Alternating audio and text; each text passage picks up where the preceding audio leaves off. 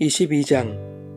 그러므로 다윗이 그곳을 떠나 아둘람 굴로 도망하매 그의 형제와 아버지의 온 집이 듣고 그리로 내려가서 그에게 이르렀고, 환난당한 모든 자와 빚진 모든 자와 마음이 원통한 자가 다 그에게로 모였고, 그는 그들의 우두머리가 되었는데 그와 함께한 자가 400명가량이었더라. 다윗이 거기서 모압 미스베로 가서 모압 왕에게 이르되, 하나님이 나를 위하여 어떻게 하실지를 내가 알기까지 나의 부모가 나와서 당신들과 함께 있게 하기를 청하나이다 하고 부모를 인도하여 모압 왕 앞에 나아갔더니 그들은 다윗이 요새에 있을 동안에 모압 왕과 함께 있었더라. 선지자 갓이 다윗에게 이르되, 너는 이 요새에 있지 말고 떠나 유다 땅으로 들어가라. 다윗이 떠나 헤레수풀에 이르니라. 사울이 다윗과 그와 함께 있는 사람들이 나타났다 함을 들으니라. 그때에 사울이 기브아 높은 곳에서 손에 단창을 들고 에셀나무 아래에 앉았고 모든 신하들은 그의 곁에 섰더니 사울이 곁에 선 신하들에게 이르되, 너희 베냐민 사람들아 들으라. 이새의 아들이 너희에게 각기 밭과 포도원을 주며 너희를 천부장 백부장을 삼겠느냐. 너희가 다 공모하여 나를 대적하며 내 아들이 이새의 아들과 맹약하였으되 내게 고발하는 자가 하나도 없고 나를 위하여 슬퍼하거나 내 아들이 내 신하를 선동하여 오늘이라도 매복하였다가 나를 치려하는 것을 내게 알리는 자가 하나도 없도다 하니, 그때에 에돔 사람 도액이 사울의 신하 중에 섰더니 대답하여 이르되, 이새의 아들이 노베 와서 아히두베 아들 아히멜렉에게 이른 것을 내가 보았는데 아히멜렉이 그를 위하여 여호와께 묻고 그에게 음식도 주고 블레셋 사람 골리앗의 칼도 주더이다. 왕이 사람을 보내어 아히두베 아들 제사장 아히멜렉과 그의 아버지의 온 집 곧 노베에 있는 제사장들을 부르매 그들이 다 왕께 이른지라. 사울이 이르되, 너 아히두베 아들아 들으라. 대답하되, 내 주여 내가 여기 있나이다. 사울이 그에게 이르되, 내가 어찌하여 이새의 아들과 공모하여 나를 대적하여 그에게 떡과 칼을 주고 그를 위하여 하나님께 물어서 그에게 오늘이라도 매복하였다가 나를 치게 하려 하였느냐 하니, 아히멜렉이 왕에게 대답하여 이르되, 왕의 모든 신하 중에 다윗같이 충실한 자가 누구인지요. 그는 왕의 사위도 되고 왕의 호위대장도 되고 왕실에서 존귀한 자가 아니니까. 내가 그를 위하여 하나님께 물은 것이 오늘이 처음이니까. 결단코 아니니이다. 원하건대 왕은 종과 종의 아비의 온 집에 아무것도 돌리지 마옵소서. 왕의 종은 이 모든 크고 작은 일에 관하여 아는 것이 없나이다 하니라. 왕이 이르되, 아히멜렉아 내가 반드시 죽을 것이요 너와 내 아비의 온 집도 그러하리라 하고, 왕이 좌우의 호위병에게 이르되, 돌아가서 여호와의 제사장들을 죽이라. 그들도 다윗과 합력하였고 또 그들이 다윗이 도망한 것을 알고도 내게 알리지 아니하였음이니라 하나, 왕의 신하들이 손을 들어 여호와의 제사장들을 죽이기를 싫어한지라.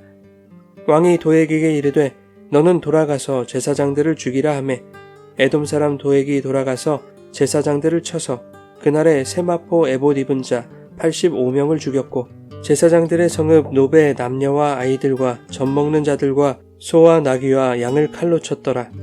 아히두베 아들 아히멜렉의 아들 중 하나가 피하였으니 그의 이름은 아비아달이라. 그가 도망하여 다윗에게로 가서 사울이 여호와의 제사장들을 죽인 일을 다윗에게 알리매 다윗이 아비아달에게 이르되, 그 날에 에돔 사람 도액이 거기 있기로 그가 반드시 사울에게 말할 줄 내가 알았노라.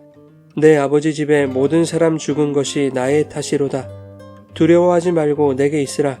내 생명을 찾는 자가 내 생명도 찾는 자니 내가 나와 함께 있으면 안전하리라 하니라. 여러분 좋은 아침입니다. 오늘도 말씀의 은혜가 여러분의 삶에 풍성히 임하기를 소망합니다.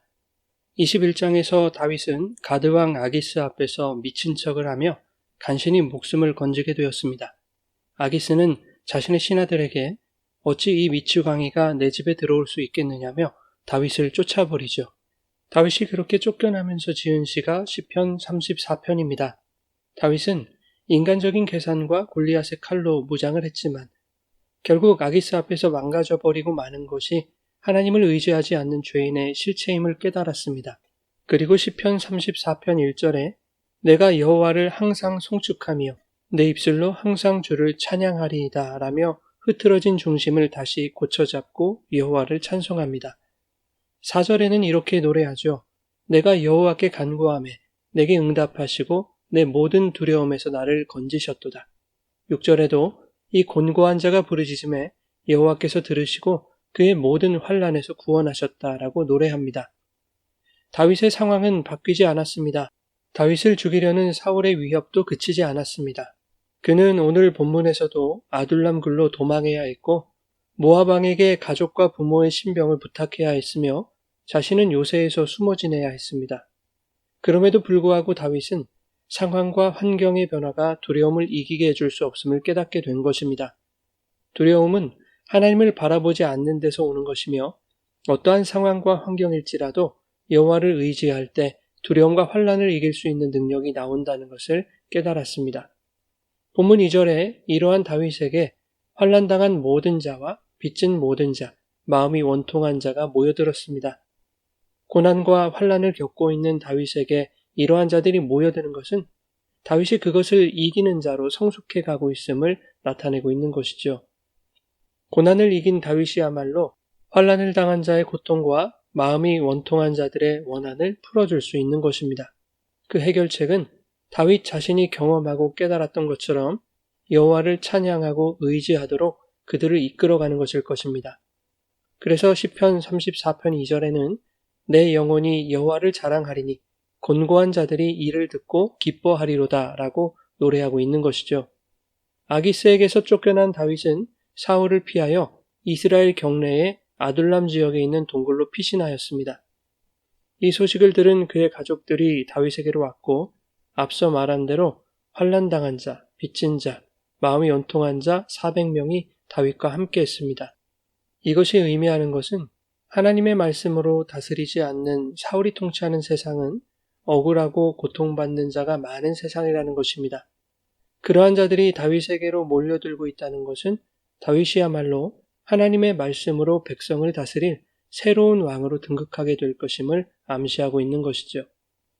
다윗은 아둘람 굴에서 나와 자신의 증조 할머니 룻의 고향인 모압 땅 미스베로 가서 모압 왕에게 자신의 부모를 맡깁니다. 3절에 이렇게 말하죠. 하나님이 나를 위하여 어떻게 하실지를 내가 알기까지 부모님을 부탁한다는 것입니다. 그리고 요새로 들어가는데 어느 날 선지자 갓이 다윗을 찾아와 하나님의 말씀을 전하죠. 하나님의 뜻을 구하는 다윗에게 선지자가 찾아온 것입니다. 선지자가 전한 하나님의 뜻은 요새에 있지 말고 유다 땅으로 들어가라는 것이었습니다. 다윗에게 있어 유다 땅은 어떤 땅입니까?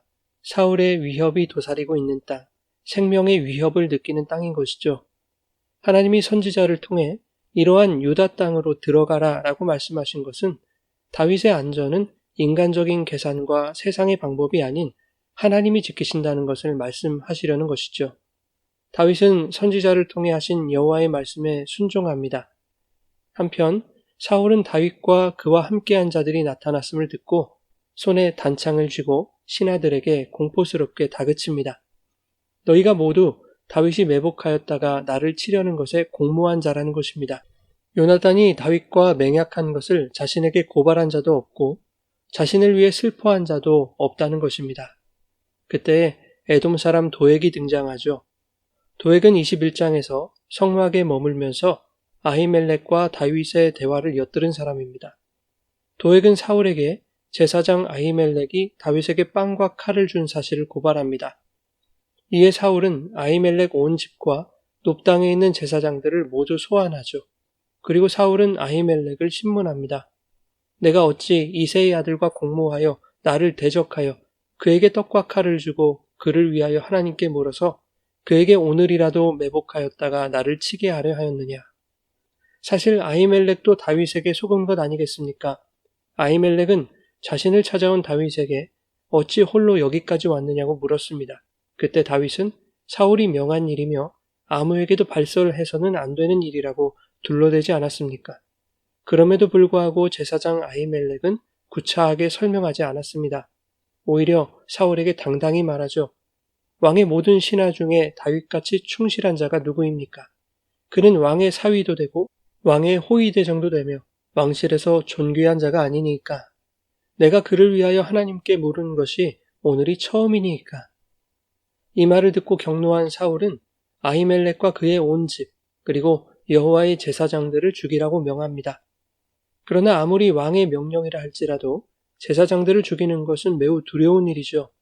본문은 왕의 신하들이 손을 들어 여호와의 제사장들을 죽이기를 싫어했다고 말합니다.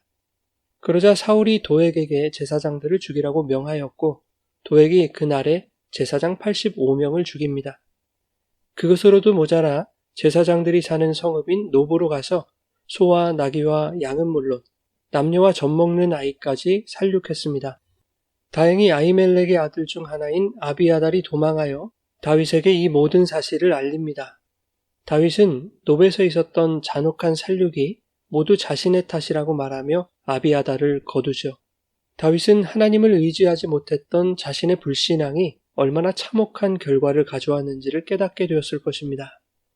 사랑하는 여러분, 우리는 살아가면서 수많은 어려움과 고난, 환난과 원통한 일을 당합니다. 그때 하나님을 바라보지 않고 자신의 판단과 결정대로 행할 때가 있습니다. 그러한 불신앙은 상황을 더욱 심각하게 만들죠. 나의 불신앙으로 인해 주변 사람들이 고통을 겪는 경우들도 발생하게 됩니다.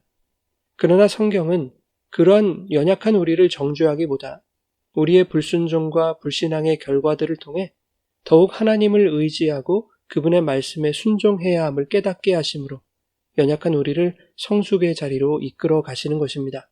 그러므로 사울과 같이 우리에게 찾아오는 수많은 위협의 요소와 도액과 같은 세상의 포악함은 하나님의 자녀들이 더욱 말씀을 의지하여 성숙한 신앙과 순종의 삶을 살아가도록 하는데 사용되는 도구들일 뿐입니다.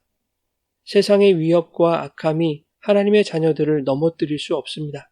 그것은 두려움의 대상이 아니요 우리가 온전한 교회들로 지어져 가는 데 필요한 교보제임을 알고 자신의 백성들을 강하고 담대하게 성숙하고 아름답게 완성시켜 가시는 하나님의 붙드심과 인도하시는 은혜에 감사와 찬양을 올리는 우리 모두의 삶이 되기를 예수님의 이름으로 축원합니다.